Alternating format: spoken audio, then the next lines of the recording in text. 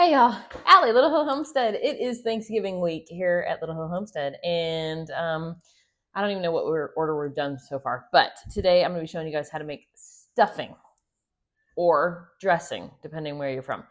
So I'm going to show you guys kind of a base, and then give you guys a few ideas of what you can do to dress up your dressing. Anyways, I thought I recorded this part, and I did not. So I have a loaf of bread. Hold on. Had a loaf of bread like this. You can use just a white loaf of bread from the grocery store. You can use sourdough, whatever you want. And you want to cube it into small cubes. It's fine if it's like the day old bread that you're about to use up or feed to your chickens. Perfect. So you want to cube it up into, these are like 1/4 inch, 1/2 inch cubes. And then the better, like the little mutilated parts that you break off, even better. There's 2 ways to do this. You can throw it on a baking sheet. You cover it with a towel and you stick it to the side for 3 or 4 days and just let it air dry. I like to stir it every day just to make sure everybody's good. That's the easiest way.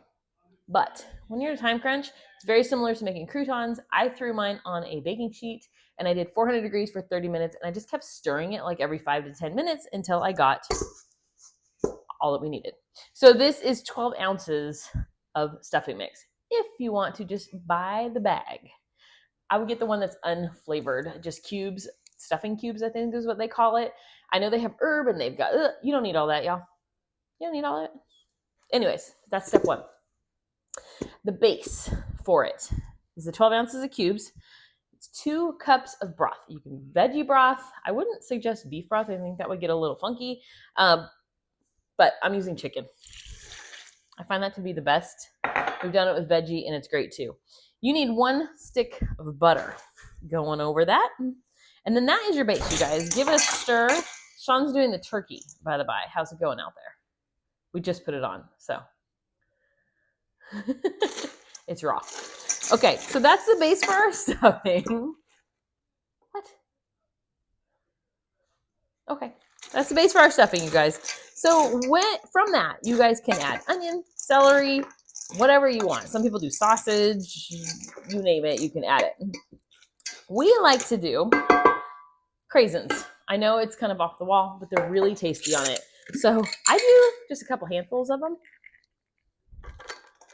And I like it because it kind of adds this like, well, one, it's cranberry. It's Thanksgiving. You can add as much cranberry as you want to everything. So I do that. And then before bringing you out here, we do 1 onion and 4 mushrooms, and I grilled them up in just a little bit of olive oil until they were soft. And those are just going to go into the pan. You can, by the way, this stuffing mix can go in the crock pot if you do it in the morning. You don't have to cook the onion and mushroom if you're doing it that way. But we're later in the day, and we're going to be doing ours in the oven. And so I cooked it. So I'm just going to stir this up. If you feel like it is a little bit dry, add a little more broth. Mine is slightly drier than I like. I like a wet stuffing though. So I'm gonna add a little more chicken stock. Just kind of, I don't know, a little bit.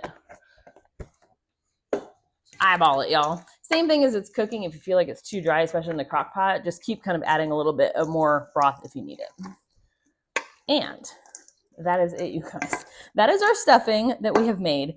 If you guys want to add parsley flakes, if you want to add a sprinkle of like garlic powder or any kind of Italian seasoning or whatever you guys want, you totally can amp it up with that.